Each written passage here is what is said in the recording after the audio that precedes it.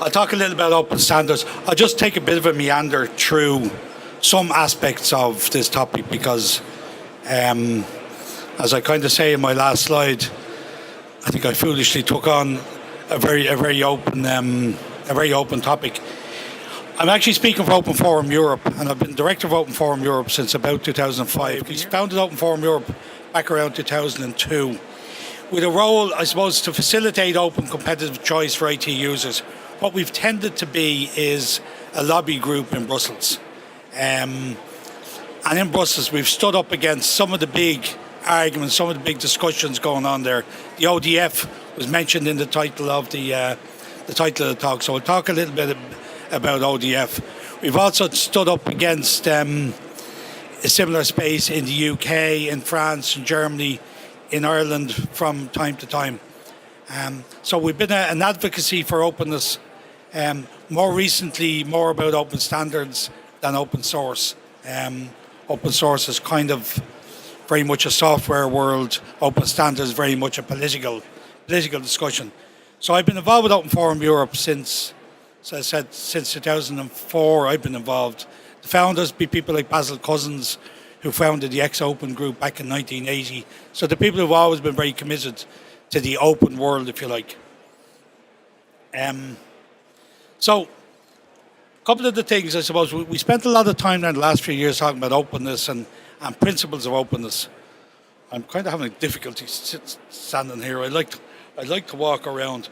But anyway, when we talk about openness, we're really talking about this idea of being user-centric, that it's open from the perspective of the guy using the thing, that it promotes competition, that it enables flexibility, and that it's sustainable. So they're the words, when we talk about open, they're the sort of words that we bring into the equation. So when we talk about standards, what we're talking about, I'm talking about open standards, we're talking about full public assessment and use, that these things are available to people, that they're not tied into components or extensions that actually limit the availability, which is what we see with a lot of technology products, that we're free from legal and technical clauses. So, the availability of intellectual property, the availability to use, the right to change, all of those things aren't tied up in complex legalities. That they're open to equal participation in the process of how they're managed. And that's a kind of a big subject for Open Forum Europe, is the process of how standards and open standards are handled or will be handled in Europe. And that they support multiple complete implementations, as in people have choices in the software world, in the software that implements the standard. That we don't just have one product from one company that implements a standard. I just threw in a slide there, this European standardization, just to realise that this is a voluntary activity on the part of all the participants. You don't have to participate in standards. You are actually free to go and do whatever you like, but we're promoting the idea that from a government perspective that we request and promote standards and we request and promote open standards. But it is a voluntary activity, and it is all of these, I suppose, standards, alphabet soup of Senelec and ETSI and all these groups, they are about building European consensus. And that's a soft word, and it's worth kind of holding on to, words like consensus and voluntary, rather than the legal words. I've just thrown in a slide there about open source, open standards in healthcare from a guy called Carl Reynolds. Because of all the different papers that I've read on the subject, I thought he made probably the best fist of trying to take something that's very large, very broad, and bring it down to something readable. The types of things he talks about are the same things I've talked about there: open process, free to implement, free to extend. I've got three things going on in the life I live and the things I deal with. I'm a director of Open Forum Europe, and we've got a whole bunch of initiatives over there. I just took a sample from the open principles. I'll talk in a moment about the multi-stakeholder platform, because that's probably our main participation in the standards world. We're active in cloud computing, we're active in big data. I have a slide here on ODF, just one slide on the open document format. Twice yearly, we publish an open procurement report where we analyse tenders that are coming out at government level, and we analyse them for breaches of the sort of open contract, and we publish a report on that. Open internet, we've also been involved from time to time in open access.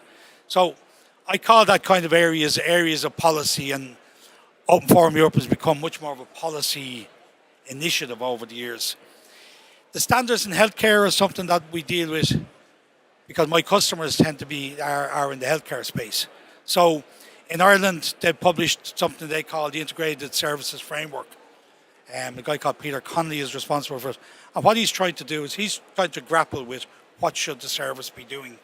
And in Ireland, we're probably a long way behind the UK in our implementation of electronic health record or the components of it. That may be an advantage if he gets the standard base right. That'll be an advantage. At the moment, it's very difficult to pick our path. He's dealing with things, interoperability standards, messaging standards, terminology standards. So Peter's tend to be looking at those. I've tended to use the NHS Data Dictionary. That's probably if I think of standards in healthcare, I go to the NHS Data Dictionary first and foremost. People talk about HL7, of course, especially HL7 version 2. The messaging standards in HL7, I would consider a standard. HL7 version 3, it's kind of an academic, intellectual space as far as I'm concerned. EN 13606 is what the Irish guys have adopted as the base for their standards effort. It's very debatable. I think they've picked it because it's ISO approved. It's very debatable how that's going to translate into practical efforts in technologies, in data models, in messaging. I put Open Air there, Open Air and CDA, because there's a lot of people have been promoting Open Air. It's not so much an open standard, but it is openly available and usable. And I think to some of us, it fits the requirement of an open standard. There aren't active blocks there to stop us using it. I also participate in Open App. I'm the managing director of Open App. We're a software development company. We do bespoke software development. We've always implemented in open source technologies. We give our source code to our customers. We haven't managed to produce a community version of our software. We do contribute to Django in the Indivo space. We contribute to Plone, and we contribute to at a technology level, but we haven't released a community product. Maybe over the next year we have something we call Clinical Insight that we're using for disease registries, and we think components of that will be worth releasing. We've been active in areas. It's got normalizing coding for analytics because we use LINQ, we use SNOMED like coding in our labs, but we don't use SNOMED because a lot of them didn't license the coding. Some labs use their own coding. They don't use LINQ or SNOMED. So for analytics purposes, we do a lot of code normalization. We did them in pathology. We're doing stuff in radiology as well. We obviously use the HL7 version 2 for primarily integrating with PAS systems. The HL7 is very, it's an interesting space in that, you get things like a PAS system. You say it has a standard interface. But if you want to make calls on it, you probably got to get the vendor into every hospital individually to make configuration changes and testing and the negotiation. So even though we support version 2.4, 2.6 of messaging, it doesn't mean we can pick a set of messages in the application and fire them at the PAS system, even though the PAS system supports it. So I'm not sure what you call that in the world of open standards. The HL7 coding is open. They've implemented the standard, but yet we can't fire messages at the technology. I mentioned Open Air there. GS1 numbering actually doesn't seem to come up in a lot of people's lists of standards, but yet it's probably becoming one of the more important standards used around healthcare. A lot of stuff going on in the UK now adopting GS1 numbering. We've been involved in the joint registry, so tracking the implants, hip and knee implants, and tracking all the parts. All the vendors are now starting to adopt GS1 numbering. The NHS have mandated GS1 numbering for people going forward, for barcoding and that type of stuff. So quite an interesting one that doesn't come up when people talk about standards. Another thing we've been very involved in then is the EpiRare, because there's pressure on all governments to manage rare diseases, and EpiRare is a European initiative to support some kind of unified approach to rare disease. A rare disease is kind of interesting because you may have 500 patients. In Ireland, we may have 300 or 400 patients with a particular disease. We may have 3,000 or 4,000 in the States, 3,000 or 4,000 around the UK, some New Zealand. Very small numbers. So rare diseases start to bring us across hospitals, across borders, and they also bring us into the patient. Because in a lot of cases, people who know most about the disease is tended to be the patient. And that's getting really interesting for us because it's exposing us to different practice in healthcare than we're used to if we talk to a hospital that are dealing with high volumes of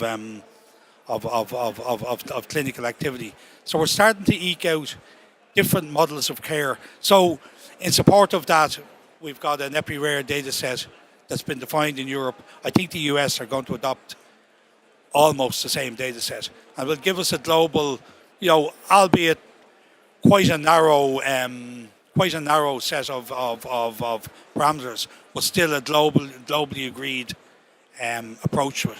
So being in that space, we think is very interesting for us. Other things we're dealing with data protection, I suppose, standards, practices, laws. I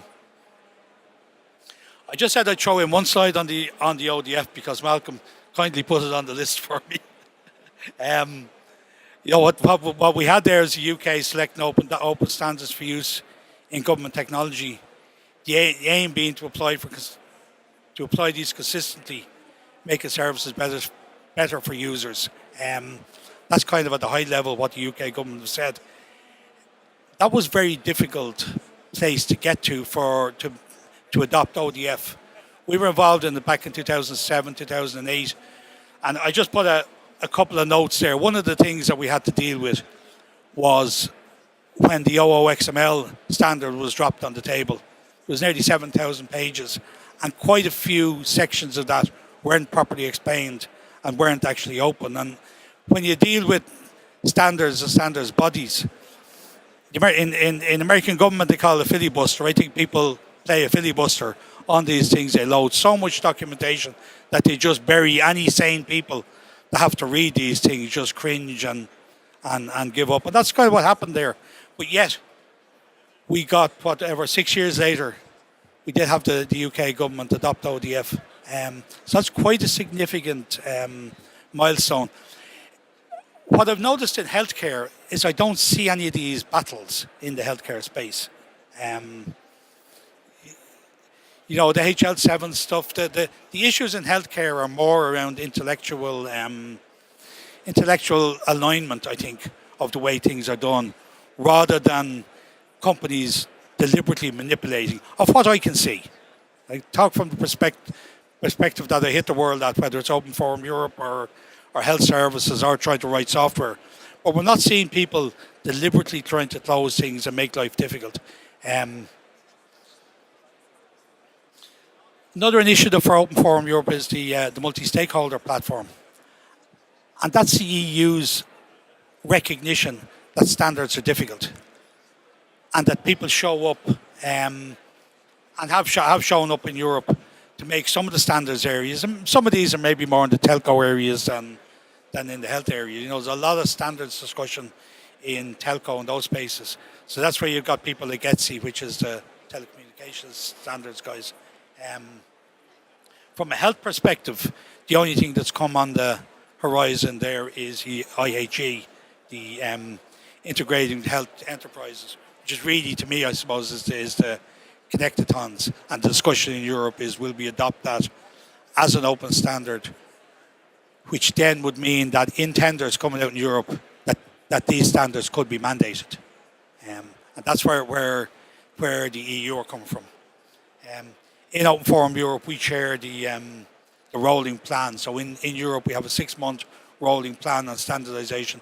Again, recognition that this is a live world. This is not a static static world. Just a note on the IHE for people that don't know, there's a lot of organisations participate in proving their connectability, I suppose, with other technologies, with other devices, with other infrastructures. And I think that is evidence that there's actually a lot of goodwill in the healthcare space to try and integrate. That I think what we're dealing with here is a technically very difficult issue rather than a market manipulated issue. With just a note there on the GS1 standards, I've been using them for developing a service directory in Ireland, so for practitioners, for practices, for organisations, for services, and we're probably a long, long way away from being able to define services with a product name, like filling a tooth or fixing a broken arm or a hip implant or something like that. I think we're a long, long way from the other business worlds, like the retail world and the way they manage their products. But that's what GS1 are trying to support. They give us globally unique sets of numbers. I just move on just in Ireland. I mentioned Peter because he's been trying to work on an integrated services framework. He's trying to take on this whole standards world and say, okay, this is where the Irish Health Service could go. And that would be, I suppose he's trying to hang a lot from his data dictionary, and he's saying he's going to adopt 13606. Like I say, we're very interested in supporting them because as a software company, of course, we want to be the guys that say, oh yeah, we support the standard. But we are struggling to figure out at a practical level how to actually do that, to find archetypes that fit the problems that we're trying to solve. Cystic fibrosis or a lot of work in cancer recently, joints and those types of things. So we struggle to find the archetypes, with the best will in the world, we're struggling to implement things here. Just more of the, not an absolutely endless list of standards that sit on Peter's list. Medra's got to do with intellectual property. ATC is drugs. PC is what we use in primary care. ICD, of course, ICD-10, and very interesting looking. We've been working quite a bit with the VA in the States and with companies that support the VA. Last year we were here promoting VA Vista, and one of the things that really struck me is how long it's taking them, the States, to move from ICD-9 to ICD-10. And of course, we're looking at moving to ICD-11 in Ireland, so however long it's going to take. And that's in a space that's very well defined. ICD-11 or ICD-10 is well understood, but to actually move systems from where they are to somewhere else, it just gives you an insight into, I suppose, I keep coming back to it, health is difficult. From an open app perspective, I say we're focused on health intelligence and we're focused on rare disease.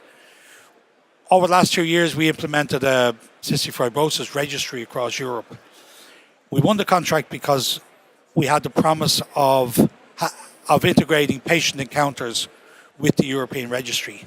And in Ireland and in Czech Republic and a couple of other countries, in their hospitals, they use our encounter-based software, which rolls seamlessly up to a hospital registry, a national registry, and the European registry. So we think we have the most detailed registry, disease registry that's been done in the world. At least the CF people tell me that. We have 28 countries participating in it, which starts to make it very interesting. And we're trying to roll that model out then for other rare disease. So if we look at CF as a rare disease, we're trying to promote that model, and a lot of interest around the world in that.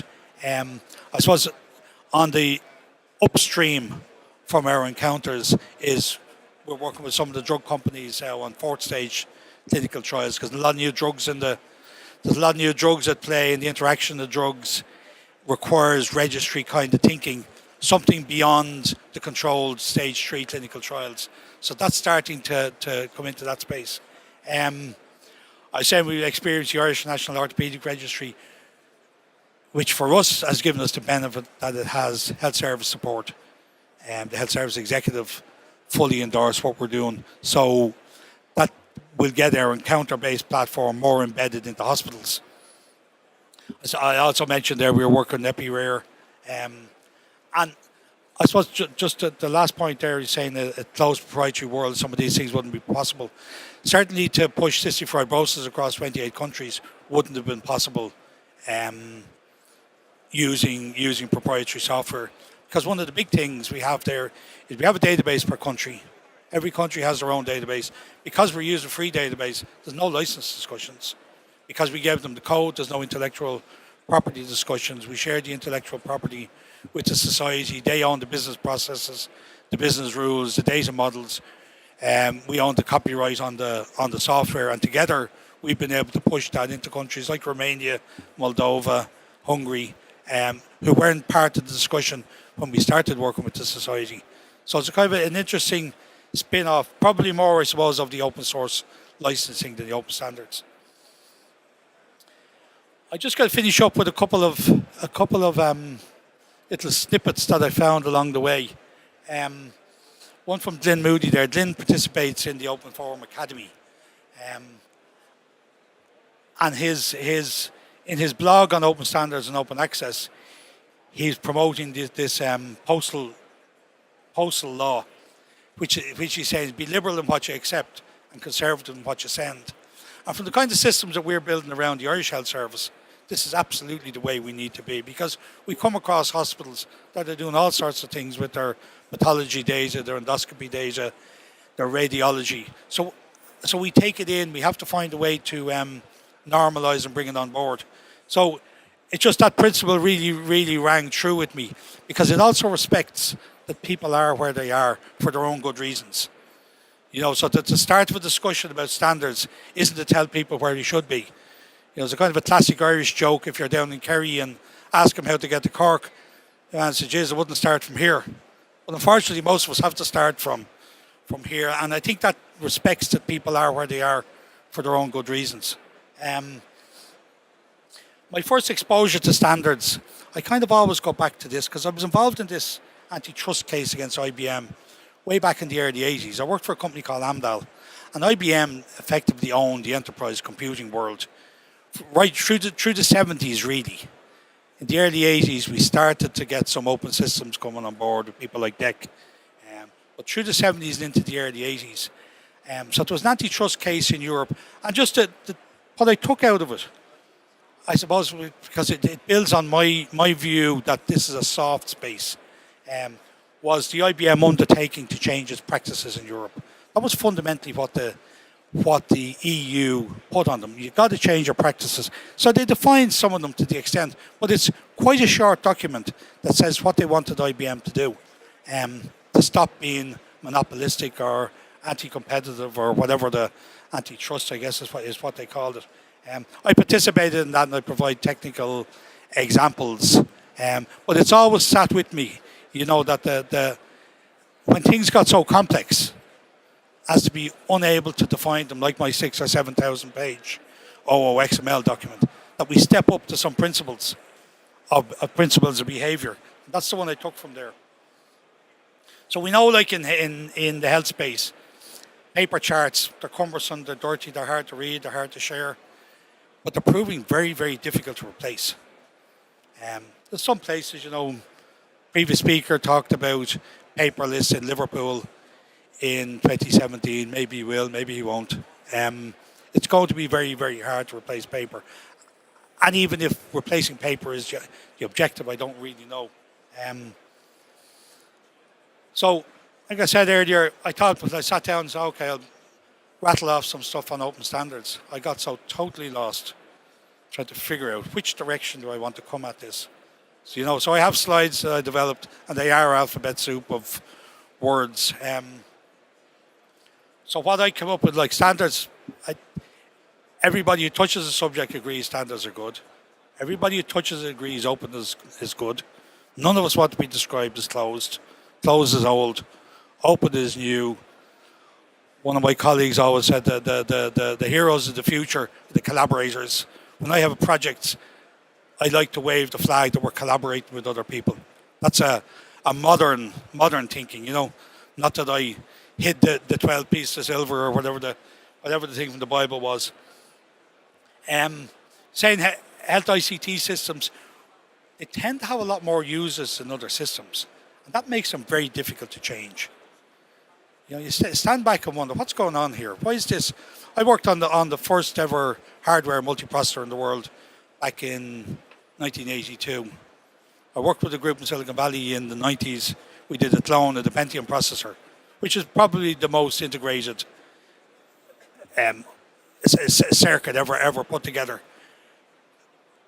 We had that work, very first silicon, that thing worked. So I've worked with people who do complex stuff. This health space, this just blows my mind. It's way more difficult. And everybody who comes into it kind of thinks, okay, we'll do this and we'll do that and we'll, Apple are coming along now with the iPads and things. We're going to bring these new apps. It's very difficult. Said the subject's technically difficult. We employ quite, we got PhDs and clinical doctors and that to work for us. Between us, we're finding it very difficult to understand some of these things. Data models of open air and applications of these things, we're finding it all very difficult. But I do think that there's a lot of goodwill and a willingness on the part, I think, of vendors to make it work. So the argument here is not like the ODF one, where one vendor is dominating the world. We're not seeing vendors dominating in a malicious way. We're just dealing with something that's actually quite difficult. So sometimes the best standards, the existing working UK data dictionary for me is any question I have, I start from there. VA Vista is not a standard, of course, it's a piece of software. But because they run a whole system from GP practices through mental health clinics, through outreach centres, through acute hospitals, because they run the whole lot, there's an awful lot to be learned from their approach and the lack of a business model clouding the issue in the VA. I suppose Kaiser Permanente would be quite similar in that they're not crossing business models, so it's easier for them to make the data flow, and that's worth looking at. HL7 version 2, of course, IHE, MSP, all those things. Really, I think we're talking about good behaviour, openness. Generosity, not a word I use there, but generosity is so important in any of our dealings here. This stuff is just way beyond, I think, our capacity to handle at a technical and legal level. There needs to be generosity, there needs to be pragmatism. People need to work from where they are, not from where they'd like to be. Like I said, I founded Open App back in 2002. I spent some time, 10 years out in Silicon Valley. I worked in the mainframe world, I worked in the hardware world. We started this open app business. We deliver on open source. We deliver mostly in healthcare. We got about 20, 25 people work for us in Dublin. And I'd just like to finish I'd like to congratulate Malcolm Newbury here. I think this is my 4th or 5th time coming along, contribute something here. People got to recognise guys like Malcolm, have been promoting and supporting openness always over the years. Some years with nobody come along to this conference. I'd like to thank Malcolm for asking Open Forum Europe to contribute. Okay? I hope that was somewhat useful. A very dry subject.